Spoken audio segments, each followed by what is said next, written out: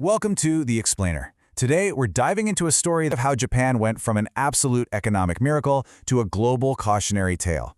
And believe me, it holds some critical lessons for all of us about debt, innovation, and the future of capitalism itself. So you got to picture this. Back in the 1980s, Japan was an economic titan, a powerhouse so successful it looked like it was actually going to overtake the United States. But flash forward to today, and wow, the picture could not be more different. Japan is now the most indebted nation on Earth, stuck in this vicious cycle of debt, deflation, that's where prices and wages are actually falling, and, well, decline. So, the big question is, how on earth did this happen? How does a country go from being the world's greatest success story to a warning for everyone else? Well, that's exactly what we're going to unpack. Okay, first things first. To really understand the fall, you have to see just how deep this rabbit hole goes. We need to grasp the sheer scale of the problem. This one number says it all. 248%. That's Japan's current debt compared to its entire economy. To put that into perspective for you, it's like if you personally owed more than double your entire annual salary. Now imagine an entire country in that situation. And look, this isn't just a number on some spreadsheet. This is a real society-wide crisis. You've got companies going bankrupt, not just because they're out of money, but because they are literally out of people. Schools are closing their doors for good because there aren't enough kids. And for the average worker, it's like the last 30 years never happened. Wages are completely stuck in 1995. A whole generation is literally growing up poorer than their parents were. But, to understand this catastrophic fall, we have to rewind the clock and look at the spectacular rise. And that story starts right in the ashes of World War II, with a very unlikely architect, the United States. So after the war, Japan was just annihilated. Its cities were rubble, its economy was dead in the water, and millions of people were starving. America was terrified that a desperate Japan would turn to communism, which would have given the Soviet Union a huge strategic win in Asia. So America decided it couldn't just leave Japan as a defeated enemy. No, it needed to turn Japan into a capitalist miracle, a shining example to show the rest of the world the benefits of siding with the West. They came up with a pretty simple three-step plan: pour in cash, share the tech, and then open the doors wide for trade. And let me tell you, this plan didn't just work. It worked beyond anyone's wildest dreams. In just a few decades, Japan went from total ruin to incredible riches, blowing past Germany, the UK, and France. By the 1980s, its economy was right on America's heels, a $5.5 trillion powerhouse that just seemed unstoppable. But here's the twist. This incredible success actually created a brand new threat. America had basically built a competitor that was now beating it at its own game. And this, right here, is where the story takes a dramatic and, frankly, disastrous turn. I mean, you had American auto workers literally on TV smashing Japanese cars with sledgehammers. The political pressure was immense. So, the US government forced Japan to sign something called the Plaza Accord. In simple terms, this move instantly made Japanese products like a Toyota car almost twice as expensive in America overnight. Just like that, Japan's single biggest advantage, its price, was gone. So, to stop the entire economy from collapsing, the Bank of Japan did the only thing it could think of. It panicked. They made money incredibly, ridiculously cheap to borrow, hoping that businesses would take that cheap cash and invest it in new tech to become more efficient. But that's not what happened. Not even close. Instead of investing in innovation, companies took all that cheap money and, well, they gambled. They poured it into the stock market, creating one of the biggest, craziest asset bubbles in modern history.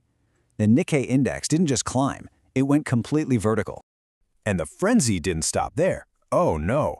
All that money also flooded into real estate, creating another even crazier bubble. Prices shot up so high that at one point, and this is going to sound made up, but it's true, all the land in Japan, a tiny country 26 times smaller than the US, was valued at 4 times more than all the land in the entire United States. It was complete and utter madness. Of course, you know how this goes, right? A party like this can't last forever. The Japanese government finally realized things had gotten way out of control. But their solution would turn out to be even more catastrophic than the problem itself. They didn't just tap the brakes, they slammed them on, hard. They abruptly more than doubled interest rates, jacking them from 2.5% all the way up to 6%. And just like that, the music stopped. The entire house of cards, which was built on nothing but cheap debt, came crashing down. And the aftermath? Wow. The corporate carnage was just breathtaking. Companies that had borrowed billions to speculate were now completely crushed. Nissan was suddenly saddled with $20 billion in debt. Sony had to write off billions on a Hollywood studio it bought when money was cheap. And Toshiba, once the king of memory chips, was paralyzed by debt, which let a little upstart at the time named Samsung steal its crown. So, the crash itself was devastating. But it was Japan's response to the crash that created a whole new kind of problem, one that would trap its economy in stagnation for decades. We're talking about the lost decades. See, instead of letting these failed, debt-ridden companies go bankrupt, which is what's supposed to happen, the government panicked again. In Japanese culture, saving face and lifetime employment are hugely important, so the idea of letting these iconic companies just collapse was unthinkable. So they propped them up, creating what everyone started calling zombie companies. These firms weren't really alive, but they weren't dead either, just kept on life support by new loans to pay off the interest on their old loans. And this zombie economy, as it came to be called, put 3 tragic curses on Japan. First, all the country's money was tied up propping up these dying companies, creating an innovation black hole. Second, these zombies sold their products at rock-bottom prices just to get cash, which meant healthy companies couldn't compete, profits tanked, and wages never grew. And third, it created a labor paradox. For an entire decade, companies just stopped hiring college grads, which basically wasted a whole generation of talent. And the social fallout from this, it was immense. We're talking about this lost generation of workers who often couldn't find stable, permanent jobs. And without that security, many of them never got married or had children. This economic decision directly fueled the demographic crisis and population collapse that Japan is wrestling with to this very day. Okay, so after all that, what are the big takeaways? What should we learn from this? Well, there are 3 huge lessons here. First, you have to let failing companies die to free up capital for new, innovative ones. Second, relying way too heavily on one single trading partner can make your entire economy incredibly vulnerable.